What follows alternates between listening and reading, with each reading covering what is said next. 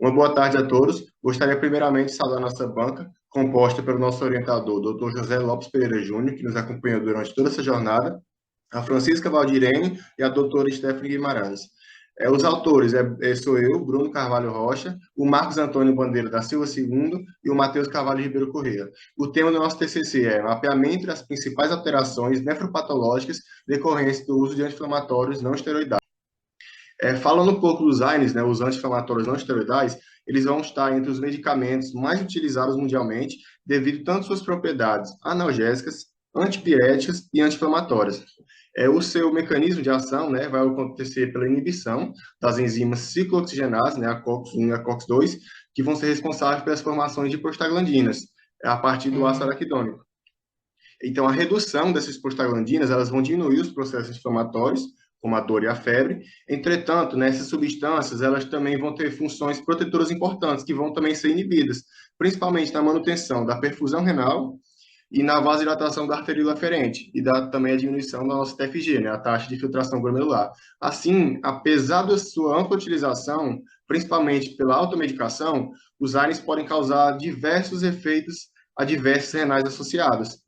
Então, vai ser muito importante a gente compreender o seu mecanismo para também saber os seus efeitos adversos. Em pacientes também que já têm predisposição para poder terem mais casos mais sérios, ou então efeitos adversos renais. A gente sabe que os rins eles estão entre os órgãos mais afetados pelos ARNs, né? Eles vão ser o segundo colocado, vão perder somente para o trato gastrointestinal, que vão ter uma frequência maior de efeitos adversos. Então, o risco vai ser maior, principalmente em pacientes idosos, hipertensos, pessoas que já têm doenças renais crônicas, né, uma DRC prévia, insuficiência cardíaca, DM2, e pacientes hidratados também vão sofrer muito com o uso de ARNs. Nesses indivíduos, né, a função renal já vai depender muito mais da ação vasodilatadora das prostaglandinas. Assim, o uso desses ARNs vai favorecer, né, a redução do fluxo sanguíneo renal, o que vai levar à diminuição da TFG, como já foi dito antes, e isso vai poder desencadear casos mais sérios e preocupantes de nefrotoxicidade. E diante dessa ampla utilização desses medicamentos, né, e dos seus inúmeros riscos adversos associados, foi onde surgiu essa pergunta norteadora: quais são as principais alterações nefropatológicas associadas ao uso dos AINES? E isso levou, né, a justificativa no nosso programa de pesquisa, que foi: esse estudo vai se justificar muito pela alta prevalência dessa automedicação e também pelo fácil acesso que esses AINES vão ter. Tanto você não vai precisar de uma prescrição médica para utilizar, como muitas pessoas acham que são medicamentos simples, vão utilizar eles de forma indiscriminada e de forma errônea. Então, além disso, observa-se um aumento crescente desses casos de lesão renal que vão estar associados ao uso prolongado e inadequado. Portanto, você compreender os mecanismos fisiopatológicos e os principais tipos de nefrotoxicidade relacionados aos ARNs é fundamental para você saber a prevenção, diagnóstico precoce e promoção, né, desse uso racional, desse uso adequado desses ARNs, desses medicamentos. Então, como os objetivos, né? Nosso objetivo geral vai ser mapear essas principais alterações nefropatológicas decorrentes dos usos de ARNs, em que vamos usar a revisão literária, e os objetivos específicos vão ser, como objetivo específico, utilizar, né, identificar os principais mecanismos fisiopatológicos envolvidos nessa toxicidade renal. Também vai ser classificar, né, os principais tipos de lesão renal que vão estar associadas com lesão renal aguda, nefrite intersticial aguda, necrose papilar e também agravamento de pessoas que já têm a DRC prévia, né, uma doença renal crônica. Vai ser importante, né, no primeiro que a gente tinha dito, compreender nessa inibição das prostaglandinas, como eles vão interferir nessa hemodinâmica renal e na manutenção da função dos néfrons. E também vai ser avaliada a frequência das alterações, quando elas ocorrem, e os principais fatores de risco, né? Como já foi dito, idade avançada, pessoas que já têm uma RAS, né, uma hipertensão arterial diagnosticada, pessoas com diabetes mellitus, desidratação e principalmente esse uso prolongado e indiscriminado dos AINES. Bora lá. Bem, e na metodologia do nosso trabalho, foi realizada uma revisão integrativa da literatura. O nosso objetivo é de reunir e analisar os estudos relacionados à alteração nefropatológicas causadas pelo uso, né, excessivo dos anti-inflamatórios não esteroidais, que são os famosos AINES. Para a busca desses artigos, nós utilizamos as principais bases científicas, que foi a PubMed, a Cielo, Lilacs e o Google Acadêmico. Dando continuidade, os critérios de inclusão foram estudos publicados nos últimos 5 anos, realizados em humanos e também em língua portuguesa. E já os critérios de exclusão envolvem artigos duplicados e estudos que não apresentavam um rigor metodológico adequado. E, além disso, seguimos a diretriz também do PRISMA, que organiza e torna mais transparente o processo de seleção dos estudos científicos. Bem, em relação aos estudos da busca científicas, foram encontrados, ao todos, 184 estudos na base de dados pesquisadas. Desses 184, 82 vieram da PubMed, 28 do Cielo e 21 do Lilacs e 53 do Google Acadêmico. Após a aplicação dos critérios de inclusão e exclusão, foram selecionados 19 estudos para compor a revisão final, sendo 7 do PubMed, 5 do Cielo e 3 do Lilacs e 4 do Google Acadêmico.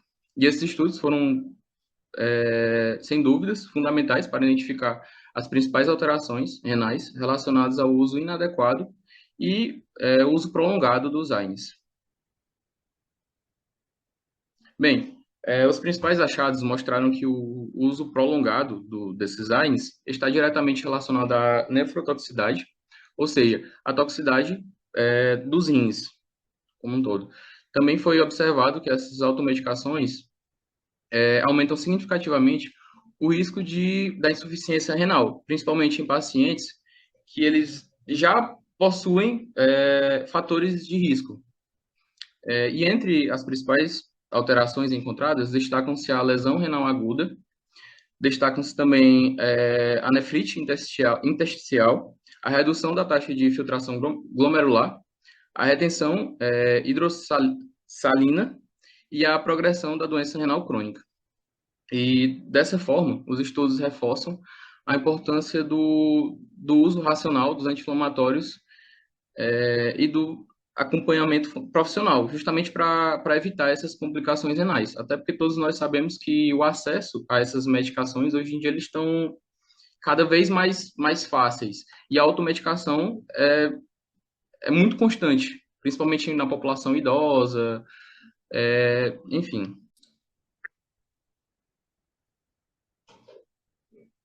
Enfim, dando continuidade ao projeto, vou falar acerca da minha parte, que a gente trata da discussão, né? Falando um pouco da nefrotoxicidade, tendo como um mecanismo principal a inibição das prostaglandinas renais. Vamos passo a passo, vamos aos poucos. Vamos lá, vamos falar primeiro sobre COX-1 e COX-2. São enzimas, né? São a ciclooxigenase 1 e a ciclooxigenase 2. Cada uma tem suas funções e suas características totalmente diferentes. A COX-1, ela atua principalmente na proteção da mucosa do estômago, manutenção também do fluxo sanguíneo renal, auxílio da agregação plaquetária e também na proteção, obviamente, gastrointestinal. A COX-2 já atua um pouco na mediação da inflamação. Ela aumenta em processos inflamatórios. Por exemplo, ela é um dos nossos principais produtores de mediadores inflamatórios. Ela atua também na dor, na febre, no edema. Então, vamos lá. Qual o problema? Já que a gente está falando de AINE, quando a COX-1 é inibida pelo AINE, que é o anti-inflamatório não esteroidal, o que é que ela pode causar? Ela pode causar gastrite, úlcera, sangramento gastrointestinal e alteração renal, que é o que a gente está tratando aqui agora. Por quê? Porque a COX-1 ela é super importante para manter o correto funcionamento do fluxo sanguíneo renal. Tanto é que, reduzindo a produção de prostaglandinas renais, responsáveis pela manutenção da perfusão glomerular. O que isso quer dizer? Que quando a produção de prostaglandinas renais reduz, a perfusão glomerular vai estar totalmente comprometida. Por quê? Porque estão totalmente relacionadas uma com a outra. Falando um pouco agora de anatomia renal, nós temos a arterioloferente, né? que é um dos principais mecanismos de vasos renais aí, de irrigação renal. Onde nós temos que, por exemplo, a redução das prostaglandinas vai promover o quê? Antes de falar sobre isso, é importante a gente falar um pouco sobre a própria prostaglandina, né? A principal função da prostaglandina é o quê? Ela vai aumentar a vasodilatação, ela vai promover edema e ela vai participar também de respostas inflamatórias, como febre, como dor, como esse tipo de coisa. E a redução delas provoca o quê? Se a prostaglandina ela aumenta a vasodilatação, a sua inibição provoca o efeito oposto, a vasoconstrição. Por isso que ocorre a vasoconstrição da arteríola aferente. E isso vai comprometer diretamente a irrigação renal. Consequentemente, a taxa de filtração glomerular também cai. Como nós estamos vendo aqui no slide, reduz diretamente a redução da perfusão renal, queda de taxa de filtração glomerular e maior risco de LRA e DRC, que é lesão renal aguda e doença renal crônica. Obviamente, outras alterações, nefrite intersticial aguda, necrose papilar, fibrose intersticial, ou seja, a prostaglandina, ela tem funções extremamente importantes no que diz respeito a mediadores inflamatórios, como dor, febre, etc. Só que ela também aumenta a vasodilatação. Por isso provoca edema. Mas quando você inibe e corta ou reduz as prostaglandinas, o efeito inverso ocorre. E quando você tem vasoconstrição da arteríola aferente, você diminui o fluxo sanguíneo renal. É por isso que você reduz a taxa de perfusão renal, cai a taxa da TFG, que é a taxa de filtração glomerular. Consequentemente, o rim começa a sofrer muito por isso. Estudos mostram que a toxicidade renal depende da interação. Por exemplo, isso não quer dizer que se eu tomar um wine, os wines mais usados aí, né, como ibuprofeno, cetoprofeno, animezolida, são wines que são usados bastante de maneira bem popular, de maneira sem um diclofenac também, por exemplo, que são usados de maneira bem popular, sem muita competência médica, sem uma orientação médica necessária. Então, isso não quer dizer que se eu usar, eu vou sentir, mas o uso recorrente ele piora. Por quê? Porque o wine ele vai inibir a COX-1 e isso vai gerar problemas gástricos, problemas renais, justamente por conta da vasoconstrição da arteríola aferente. Muito se passa por isso, fisiopatologicamente falando. Por exemplo, mas isso tudo vai depender da dose utilizada, do tempo da exposição. Se você, paciente, tem alguma comorbidade, você é um idoso, você é um tabagista, se você tem uma obesidade mórbida, então tudo isso vão ser atenuantes ou agravantes, dependendo da sua condição física. O uso concomitante de alguns outros medicamentos, por exemplo, maior risco em hipertensos e cardiopatas, em uso de IECA, BRA e diuréticos. Existe até uma regrinha básica, né? Nunca usar um IECA e BRA mais um AINE mais um diurético. Por quê? Porque isso, obviamente, vai cair, vai sobrecarregar de maneira bem intensa o seu rim. Porque apesar que o IEC e o BRA, eles protegem o rim a longo prazo. Por quê? Porque eles diminuem a pressão dentro dos rins a longo prazo, mas em contrapartida eles aumentam o nível de creatinina, eles baixam a taxa de filtração renal, eles dão hipercalemia, né, que aumenta o do potássio. Então, apesar que a longo prazo o IEC e o BRA é um protetor renal, eles também podem prejudicar quando associados a um diurético ou a um AINE. Por quê? Porque eles diminuem a pressão dentro dos rins, entendeu? Então, por isso que é bom nunca fazer essa associação concomitante de outros medicamentos. Principais grupos vulneráveis, vamos lá, idosos, como eu já falei aqui anteriormente, hipertensos, diabéticos, cardiopatas, pacientes com doença renal crônica, onde já vemos que o rim já está sobre um estresse fisiológico durante muito tempo, então você vai estar lá usando um AINE que vai inibir a COX-1, que vai fazer vasoconstrição na arteríola aferente, vai diminuir a taxa de filtração glomerular e vai expor o rim a um estresse ainda maior. É um estresse metabólico, um estresse fisiológico. Então, isso tudo vai sobrecarregar o seu rim. Usuários crônicos de AINE, principalmente atletas amadores, atletas profissionais, que sofrem muito com contusões e fazem uso sem orientação médica de anti-inflamatórios, de cunho para melhorar, né, a sua capacidade muscular. Então, o que é que isso acontece? Para acelerar a sua recuperação muscular. O que é que isso acontece? Isso acaba prejudicando, porque esse uso, ele é, de certa forma, um uso crônico. E aí você usa e acaba prejudicando, sim, o seu funcionamento renal, acaba diminuindo a taxa de filtração glomerular. Você pode ter uma DRC, um LRA.